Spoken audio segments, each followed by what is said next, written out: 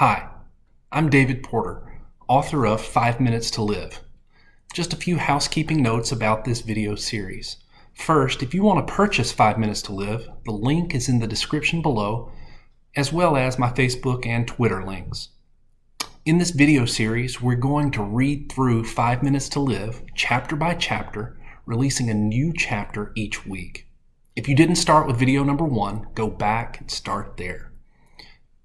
I know every YouTuber says this, but please subscribe and hit the bell so you know when the next chapter is released.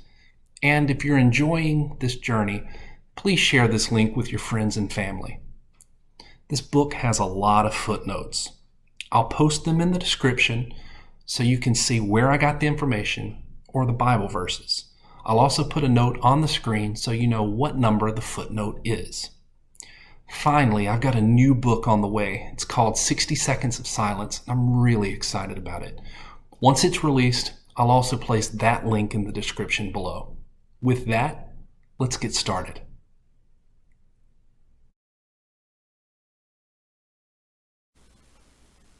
So in today's reading, we're going to read chapter 1 of 5 Minutes to Live. Before we get into this, there's a couple things that I need to tell you guys. First, I'm from Alabama, and I have a southern accent. There are people from England, from Israel, and different places as characters in the book. I'll do my best with the accents, but just imagine they're from southern England or southern Israel as we get into it. Also, the characters in the book have foreign names. I'm going to give you a very Americanized version of their names. So with that, let's get going. This is chapter 1, 2 days earlier. Matt, are you listening to me? I had to admit, at that very moment, I hadn't heard a word that Jessica had been saying. My mind was elsewhere, thinking about how I looked like a secret agent in my new tuxedo. Jessica and I had met a few years earlier, and, remarkably, because of the circumstances of our first contact, a friendship had grown. Some people might call it dumb luck, but I choose to think of it as divine providence.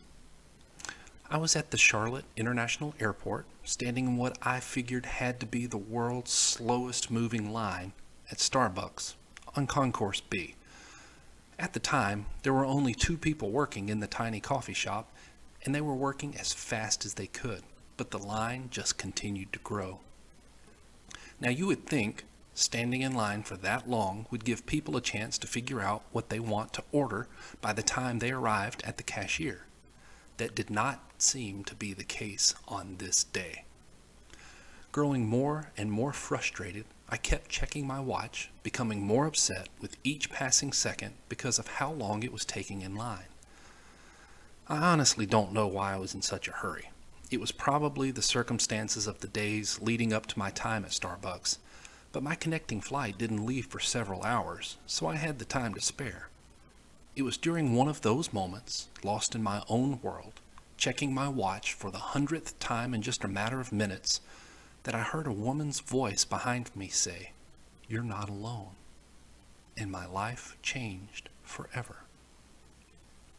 That woman was Jessica, and she was just trying to make some small talk. She said, "You're not alone," with the implied meaning, "You're not the only one who thinks this is taking forever," or "You're not alone in checking your watch 100 times. What she wasn't expecting to happen next did. At that moment, when I heard those 3 words, "You're not alone," the tears began to flow.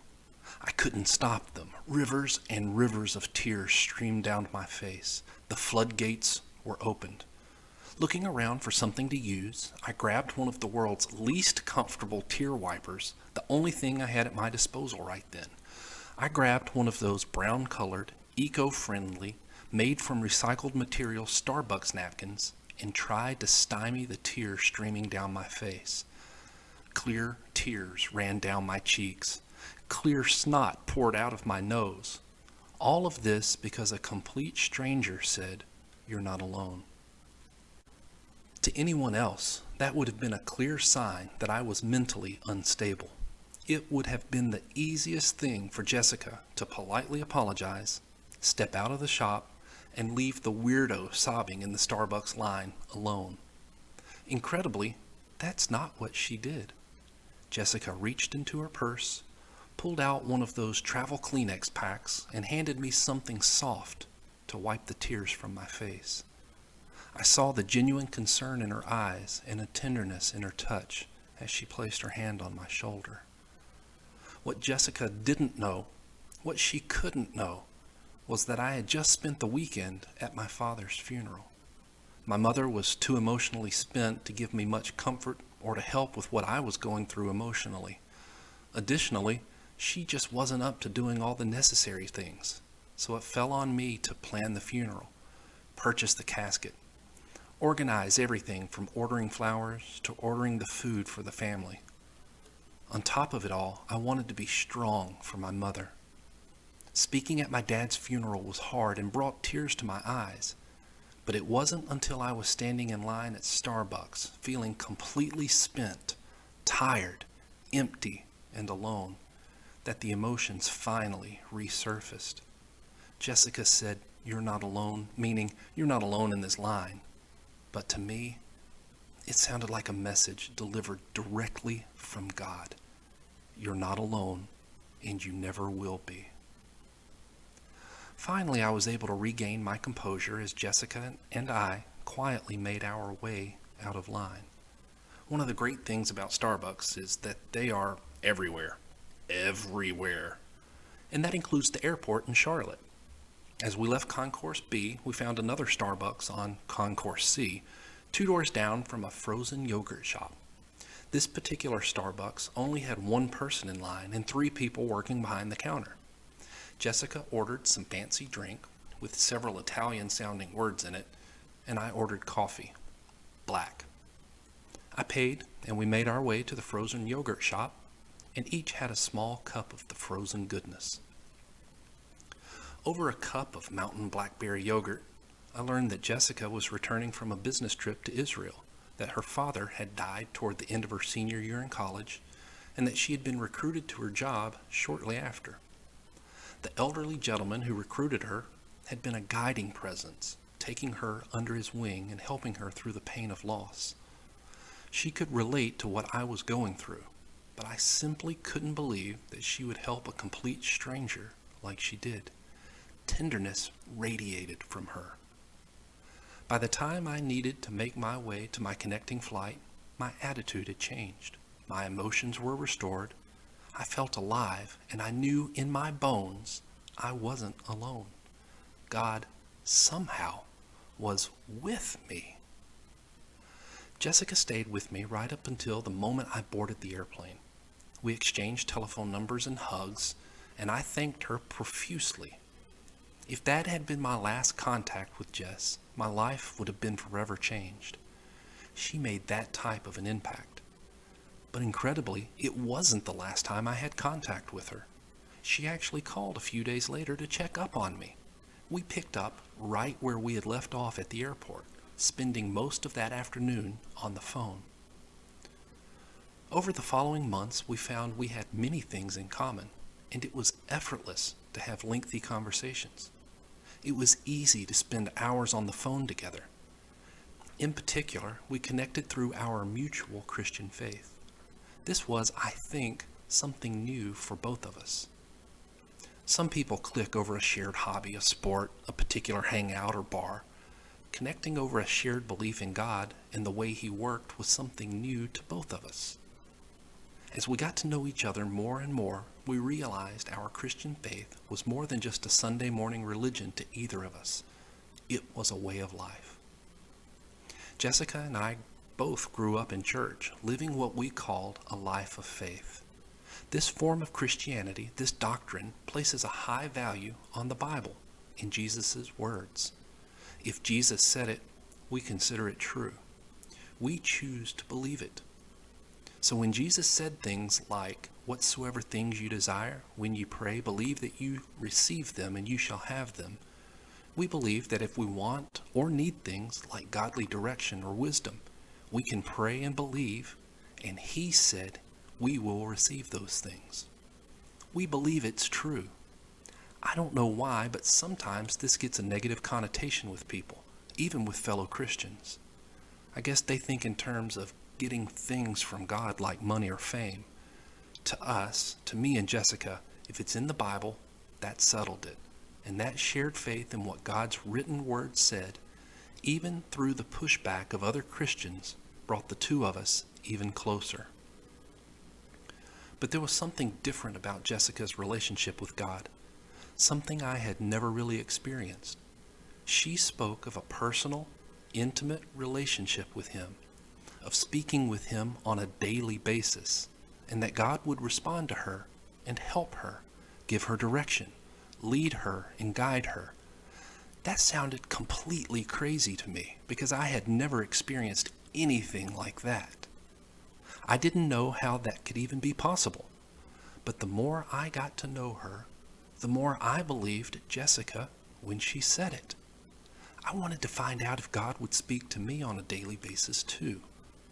Hours were spent on the phone, FaceTime, Skype, even on Xbox Live. We talked, laughed, played games. We even had a regularly scheduled Bible study together where we explored many different topics.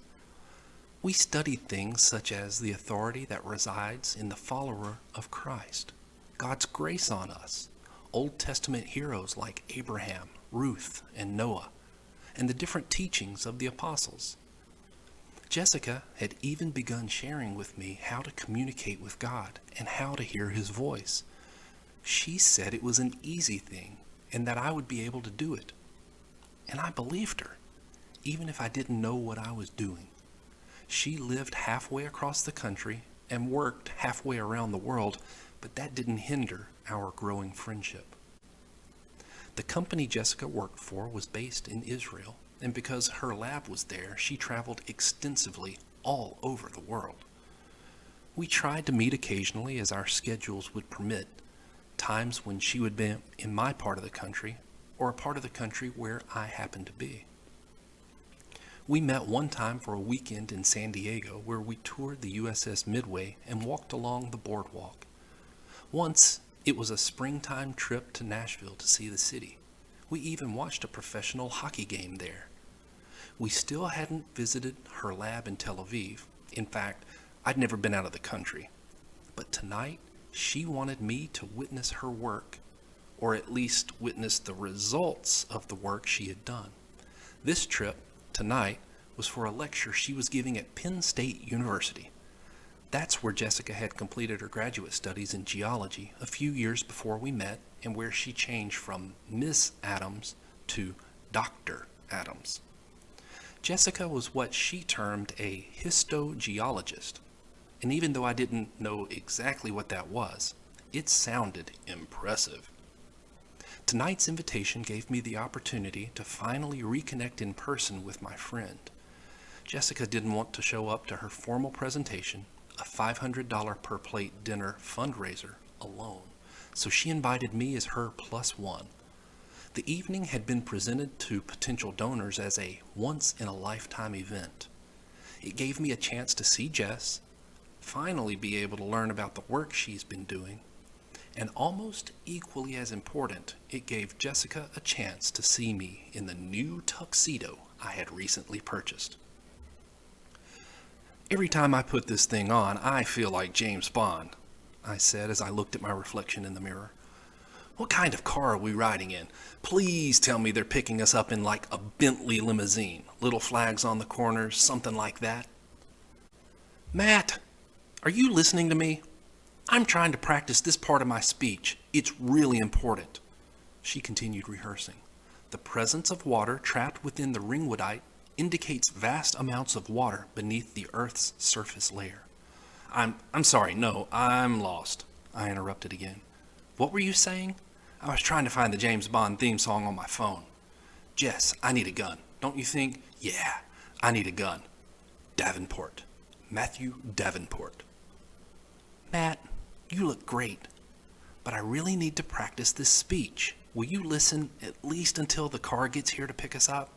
It's important I get this out, that it's clear so the scientific community can't refute it. And no, you absolutely don't need a gun. She tried to continue her speech. The presence of water trapped within the ringwoodite indicates vast amounts of water beneath the Earth's surface layer.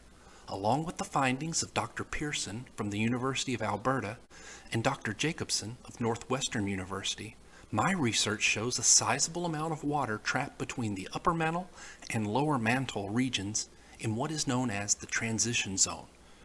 She paused and then said to me as an aside, I'll have a couple of slides right here that will give a diagram of the different water levels and... Time out, Jess. Where is the water? Underground? How deep did you say? And what is the transition zone? I thought that had to do with dinosaurs and when they went extinct. Wasn't that millions of years ago? No, Matt. You're thinking of the KT boundary layer, not the transition zone. Similar names, but so vastly different in every other aspect, and scientists have them both wrong. Did you even take basic science classes in college? You know that I've got a chemistry minor. Thank you very little, I responded with a chuckle. Jessica continued, the KT boundary is the layer separating the so-called Cretaceous and Tertiary periods. We're talking shallow, surface of the earth stuff here, Matt. The KT layer is exposed in most places, and where it's not exposed, it's only a few hundred feet below the surface at its deepest point. The KT layer is where they dig for fossils. The transition zone, on the other hand, is miles below the surface of the earth. And by the way, the dinosaurs didn't go extinct millions of years ago. She paused before adding, and I can prove it. She let that last sentence hang in the air for a beat longer than normal. Listen, I know this isn't the most riveting stuff to you, Matt, but I invited you here to be with me tonight for a couple of reasons. Not just because you're my best friend and I didn't want to be dateless, but also because tonight will be one of those course-altering points in history, and I didn't want you to miss it. I haven't been able to tell you what I've been working on all this time, but tonight, some of God's handiwork will be revealed. I think tonight will be one of those times you'll be able to tell your kids, I was there when it happened. I know that tonight will be life-changing for me, for science, for the truth about the creation of our planet. The impact will be felt in several scientific areas of study, including the theory of evolution, the dinosaur extinction, history, geology, anthropology, and even the Big Bang. I know the answers. God has shown me the answers. And I want you to be a part of it, Matt, with me. I was a little speechless as she dropped this news on me. What could she have discovered and kept hidden from me that would revolutionize science? I think she saw the look on my face, that stunned, open mouth, searching for the word's expression, and bailed me out. I don't know how these distinguished and accomplished scientists will take this news. They have spent their whole lives working toward an established paradigm that I will essentially prove is incorrect, revealing it this evening. It's revolutionary in thought.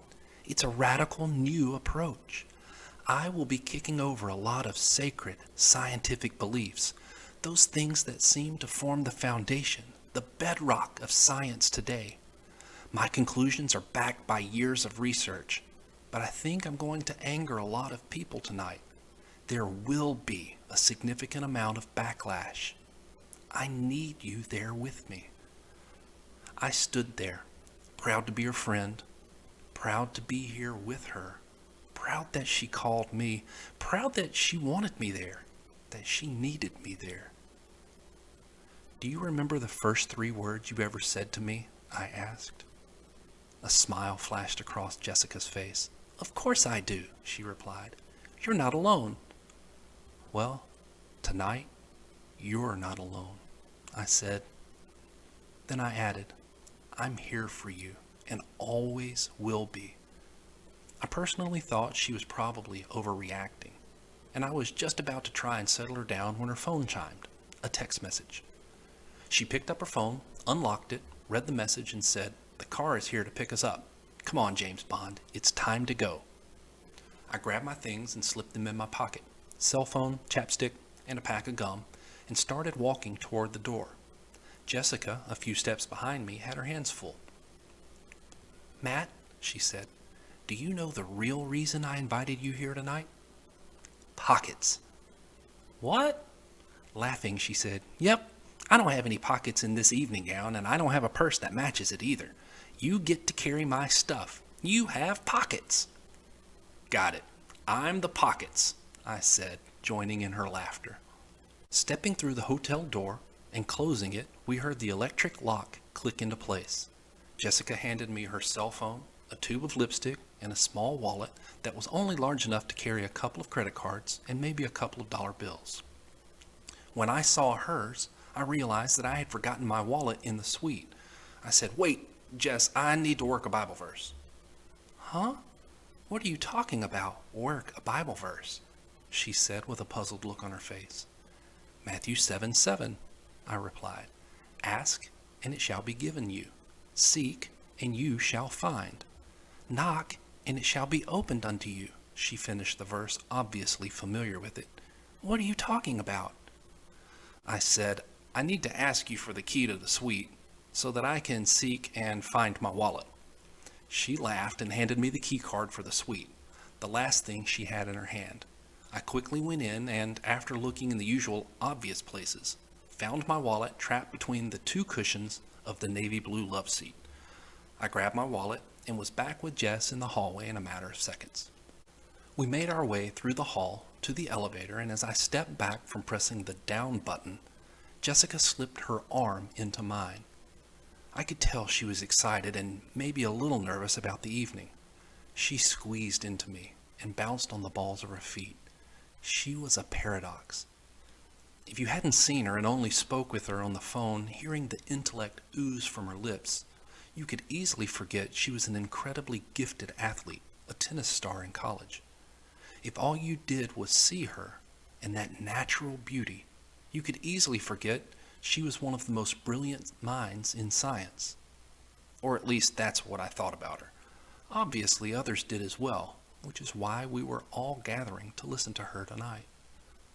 The sound of Jessica's voice brought me back to the moment as she said, "I really wish Dr. Kaplan had felt well enough to make the trip. Please don't get me wrong, I'm so pleased you're my date, but I hate that Dr. Kaplan had to cancel. I feel like I owe all of this to him.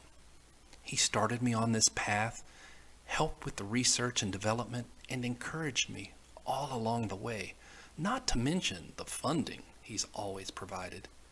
Anything I ever needed or wanted, Dr. Kaplan was able to secure it for me. Sometimes even before I knew I would need it." Although I had never met Dr. Eli Kaplan, I felt like I knew him. Jessica had talked about him throughout the years. He was a mentor, a helper, a guide, a benefactor. He was a facilitator and an introduction maker. He and his company had recruited her right out of college, and Jessica quickly became one of the lead scientists in the firm. But their relationship was more than just work. Dr. Kaplan was the man responsible for helping Jess through the devastating loss of her father, and she felt a sense of devotion to him. From what I could tell, they had a wonderful father-daughter type relationship.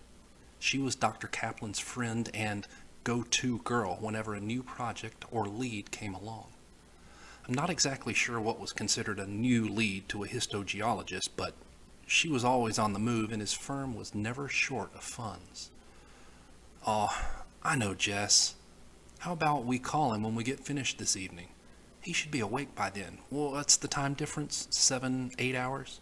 "7. Yes, that's what we'll do. Don't let me forget to call when we get back to the hotel. That's your other job tonight, to be my reminder."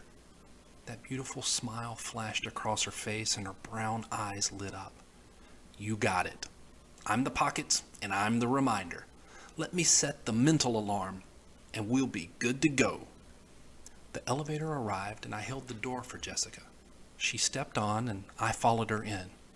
I pushed the button for the ground floor and began humming along to the Muzak version of Eye of the Tiger. "How do you know every song that comes on the radio?" Jessica playfully asked me. "Oh, that's my superpower. That and spouting random bits of useless trivia," I said. "Pretty specific superpowers you've got there, 00 Davenport." What should I call you? Agent Davenport doesn't begin to express your true abilities. You'll need a better superhero name than that. Let's think. Mega Music Man? Captain Trivia? She asked. "Do you normally wear a cape?" I put my hands on my hips, standing in my best superhero pose, and blurted, "Nope, I've got bright yellow spandex." We were both laughing as the elevator reached the ground floor. It was nice to get her mind off the seriousness of the evening for a few minutes. It was an inexpensive hotel, but we felt like $1 million as we stepped into the lobby, all smiles. Well, I felt like $1 million in my 00 Davenport costume. Jessica looked like $1 million, especially in the emerald green evening gown she was wearing. She stepped out of the elevator a beat before I did, and a handsome man in a dark, well-tailored suit smiled and made his way toward her. I followed from the elevator a second later and noticed that the man's face flashed a moment of surprise. It passed in an instant. I felt a moment of jealousy that I hope he didn't notice, but that also passed in an instant. "Dr. Adams, I'm Omar, your driver this evening." Even his British accent was cool. "If you and your guest will come with me, we'll be on our way." Jessica nodded and then turned to me. I can only describe the smile on her face as giddy. This really was the culmination of all those years of devotion to her work and the sacrifices she had made. She was bubbly. I wasn't a gambling man, but if I were, I would say that Omar was one of the most handsome men I had ever seen in my life. Like celebrity good looking. He was athletic and tall, easily a couple of inches taller than 6 feet. His shoulders were broad, his hair was jet black, and his skin was the color of cinnamon. It glistened. His face was square, his cheeks were high, and his jaw was strong. I genuinely had a hard time believing this Omar guy wasn't a model who had been hired to be a driver for the night. The suit he was wearing looked like it was made just for him, like he should never think of wearing anything else, though he probably would look equally as good in a soccer jersey and shorts. He was much more Cristiano Ronaldo without the earrings than David Beckham without the tattoos, though. I really had to fight a negative gut feeling every time I looked at him. Was it just jealousy or something more? We crossed through the lobby, and as we passed the reception desk, the woman who had checked us in earlier in the afternoon said, "Have a great evening." Jessica just smiled. "Thank you, you too," I said over my shoulder as we stepped into the cool evening air. Omar walked towards his black Cadillac Escalade, the brand's luxury SUV, and opened the rear driver's side door for Jessica. The SUV was new, and that new car smell hit us as the door opened. "It's not a Bentley, but this is still pretty cool," she said as she slid across the leather to the passenger side. Omar held the door for me, his left hand resting on the top of the door above the window. The slightly awkward position made his buttoned jacket flare. My weight had already shifted and I was falling into the seat, but that's when I noticed it. He was wearing a gun in a shoulder holster under his suit coat. That's weird for a model, I thought, but before I had time to say anything or even acknowledge what I had seen, Omar had shut the door and was getting in behind the wheel. I grew up around guns. My family was in law enforcement, so guns never bothered me. But tonight, I had an eerie feeling. Just another slight, contrary feeling like sandpaper on the inside about what I had seen. I didn't want to take anything away from Jessica's moment, so I let it pass. "Make sure my cell phone is set to silent, please, will you?" Jessica's question snapped me back to the moment, and it took me an instant to understand why she was saying that to me. I'm fairly sure her reason was twofold. She didn't want her phone to ring while I was holding it, and she was trying to distract me from the fact that she wasn't fastening her seatbelt. She loathed seatbelts. It was one of the very few things that we argued about. Oh, yeah, of course, that'd be awful if your cell phone rang in my pocket during your speech. And buckle up. I found her phone and flipped the switch on the side, turning the ringer to silent. Thank you, she chuckled as she said it, but she still didn't buckle her seatbelt. A couple of minutes later, a cell phone rang in the car. Jessica shot me a look, asking without saying a word, "Is that yours? Put it on silent." But it wasn't mine. "Apologies, madam, sir," Omar said. "This is my wife. May I take the call? I'll only be a moment." "Of course," I said before I realized it really wasn't my place to give him permission. I looked to Jessica, who was smiling and thinking something else. She was all smiles tonight, excited smiles, nervous smiles. Tonight was going to be big for her, and she knew it. Omar answered the phone, but when he spoke, it wasn't English. Jessica and I made eye contact, but she just shrugged her shoulders. Because of her travels, she heard different languages all the time, so it wasn't a big deal to her, and in a moment she was lost in her thoughts again. I have noticed that different languages have familiar patterns depending on what part of the world you live in. It's pretty easy to recognize Latin-based languages, Spanish or Italian. It's easy to recognize Germanic languages. It wasn't easy to recognize what Omar was speaking. It was something that I'd never heard before. He spoke in low, even tones, but there was a constant hacking to the language, like he was constantly clearing his throat or something. Omar continued his conversation for a few moments longer. "I do apologize. My wife is pregnant, and she was asleep when I left. She just wanted to know when I would be back. She's due any day now," Omar said as he continued driving, never looking back at us. "That is so sweet," Jessica exclaimed, snapping back to the present. "Is it a boy or a girl?" "A boy, madam. Omar Jr. But please excuse me now. Unlike those Uber drivers, professional drivers are meant to be seen, not heard." He said Uber with so much disdain you could taste it. Okay, he really is a driver. I wonder if he's ever even considered modeling.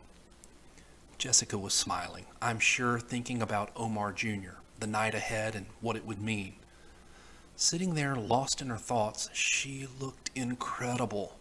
She really had it all: brains, beauty, success, and a great sense of humor. I could feel the argument coming. "She really is perfect. Why haven't we ever dated, you idiot? Just get the guts and tell her how you feel." It was an argument I had with myself often. It kept me up at night. I didn't want to jeopardize or even sacrifice our friendship by making an unwanted advance. Not knowing how she felt made it all the worse. I was in the friend zone. But was there a way out? Did Jessica feel trapped in the friend zone too? Did she even want out? Just as a way to move myself away from that never-ending self-argument, I started thinking about Omar's gun. I still had an uneasy feeling for some reason. Seeing that gun had given me a moment of pause, and I couldn't put my finger on why. For whatever reason, and out of nowhere, that feeling, that negative nudge, was back. With Jessica's help, I was learning to listen to that still, small voice inside. Was this God trying to tell me something, or was I just feeling jealous of Omar? Was this what it was like to hear God speaking directly to you? Was he telling me? Tires screeched across the pavement, and headlights were right beside me, coming at me full speed. Impact! The Escalade rocked on two side wheels, shuddering from the impact. I heard Omar grunt and glass breaking. I heard the deafening roar of airbags being deployed. Our forward momentum spun the back end of the heavy truck around so that we were facing the wrong direction in traffic, but somehow we were still upright. I was stunned, in shock, and unable to breathe, but I instinctively knew that I had buckled my seatbelt, and I was still in my seat. I knew I was alive. It was the tension from the belt that had knocked the wind out of me and was making it difficult for me to breathe. My ears rang with a high-pitched squeal. Jessica's passenger window was splintered into 1,000 shards like a glass spider web woven from the impact with the side of her head. She never made a sound. Why didn't she ever buckle her seatbelt? Just laid there, slumped, unconscious, and bleeding. Omar was draped over the steering wheel. Woozy? Concussed? Alive? Leaning on the horn. Lights blinked all around us. A car alarm was screaming incessantly. It was a tangled mess of utter chaos. I began to regain my senses a little and started to regain my hearing. All around us, tires screeched and horns honked as traffic struggled to avoid impact. In the distance, I heard crushing metal and the sound of headlight glass being broken. We weren't the only ones who had been in an accident tonight. Suddenly, Jessica's door violently swung open, and 2 men in black balaclavas reached in. Like a choreographed dance, each man had his routine. One pointed a gun at me while the other reached under Jessica's arms and dragged her out. I saw the panic in her eyes when she realized what was happening. I struggled to move. I could feel my arms and legs, and they were responding to my instructions, but I couldn't determine why I was still in my seat. The seat belt. Fumbling with the latch, I unbuckled it and tried to follow after them, falling out of Jessica's passenger door. I looked up just in time to see her being shoved in the side of a black Humvee. I heard one final scream, "Eli!" before the doors were closed on her. The engine rumbled, and in an instant, the truck was out of sight. What do I do now? Call the police. Should I call the police? Help! Help! Somebody help! Suddenly, Omar was standing in front of me, blood dripping from his nose. "Dr. Adams is in grave danger. Come with me now if you want to save your friend." Before I could protest or ask questions, Omar was running full speed toward the stopped traffic.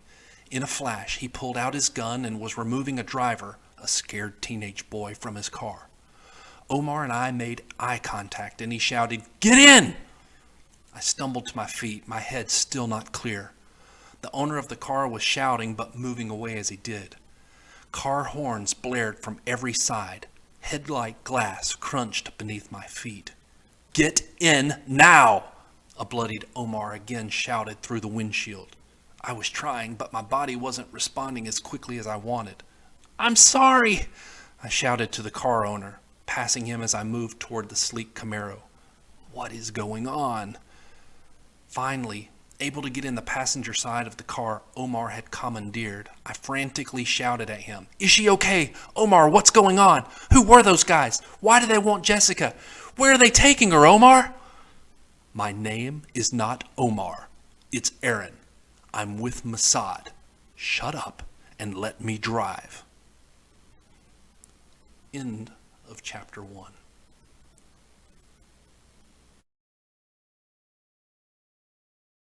If you're still here, thanks for sticking around. I hope you enjoyed that reading. If you want to purchase 5 Minutes to Live, the link is in the description below, and you can find my Facebook and Twitter links there as well. Drop me a line. Please subscribe and hit the bell so you know when the next chapter is released, and if you're enjoying this, please share it with your friends and family. Thanks so much, and I'll see you next time.